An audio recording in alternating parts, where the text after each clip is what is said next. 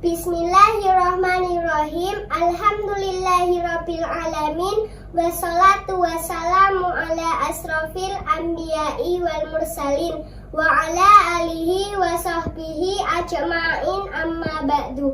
Asyhadu an la ilaha illallah wa asyhadu anna muhammadar rasulullah. Allahumma sholli ala sayyidina Muhammad wa ala ali sayyidina Muhammad. Sahabat Ar-Rahmah yang dirahmati Allah, pertama dan utama marilah kita panjatkan puji syukur kehadirat Allah Subhanahu wa Ta'ala yang telah menganugerahkan karunia-Nya kepada kita sekalian, sehingga pada saat ini kita masih diberikan kesempatan menjalankan ibadah dan puasa Ramadan dalam keadaan sehat walafiat, tanpa kurang suatu apapun. Salawat serta salam semoga tetap tercurahkan pada junjungan kita Nabi Agung Muhammad SAW, para sahabat beserta keluarganya, dan semoga sampai pada kita sehingga kita mendapatkan syafaatnya di hari akhir nanti. Amin. Sahabat Ar-Rahmah yang dirahmati Allah, pada kesempatan yang berbahagia ini akan kita sampaikan tentang meraih keutamaan 10 Ramadan akhir. Tidak terasa beberapa hari lagi kita akan ditinggalkan oleh bulan Ramadan di tahun ini.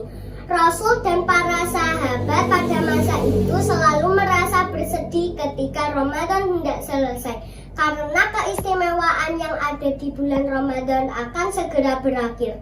Karena perasaan sedih akan ditinggalkan oleh bulan Ramadan, maka Rasul dan para sahabat memaksimalkan 10 hari terakhir di bulan Ramadan untuk semakin dekat dengan Allah.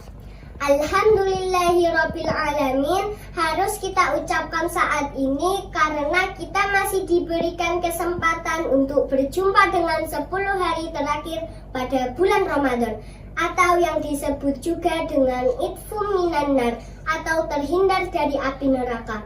Nabi Muhammad SAW bersabda yang artinya, tatkala datang bulan Ramadan, maka dibukalah pintu surga dan ditutup pintu neraka, dan dibelenggulah setan-setan.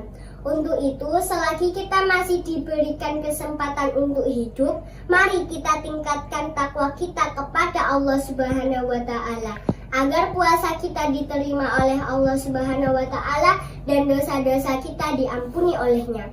Banyak hal yang bisa dilakukan di hari-hari terakhir bulan Ramadan. Di antaranya adalah: pertama, memperbanyak sedekah. Sedekah bisa berupa mencukupi kebutuhan keluarga, berbuat baik terhadap kerabat dan tetangga. Juga bisa pula dengan memberi sumbangan, terlebih di saat-saat melawan krisis pandemi virus corona seperti sekarang.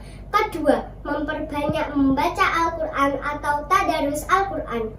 Umat muslim sangat dianjurkan untuk membaca atau tadarus Al-Quran. Terlebih 10 malam terakhir merupakan waktu turunnya Al-Quran. Hadis tentang keutamaan membaca Al-Quran yang terkenal adalah hadis yang diriwayatkan oleh Abdullah ibnu Mas'ud.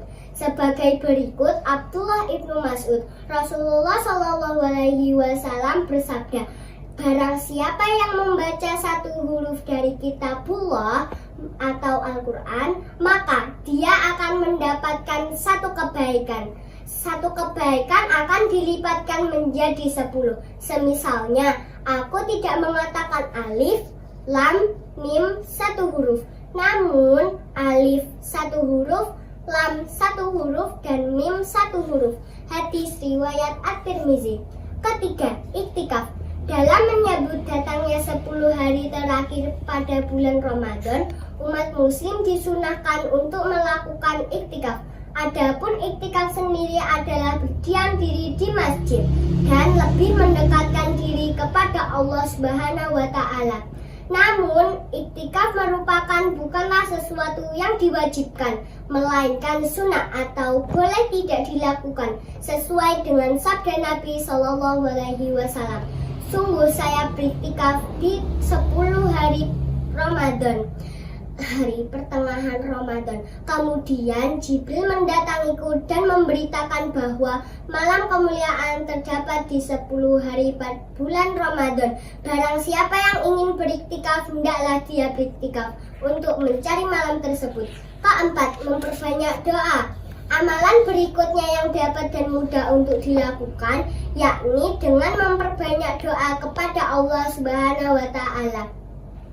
Rasulullah Shallallahu Alaihi Wasallam juga memerintah Ummul Mukminin Aisyah untuk berdoa di malam-malam itu.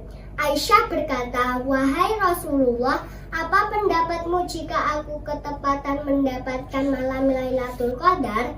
Apa yang harus aku ucapkan?" Beliau menjawab, "Ucapkanlah Allahumma innaka afuwun tuhibbul afwa fa'fu anna."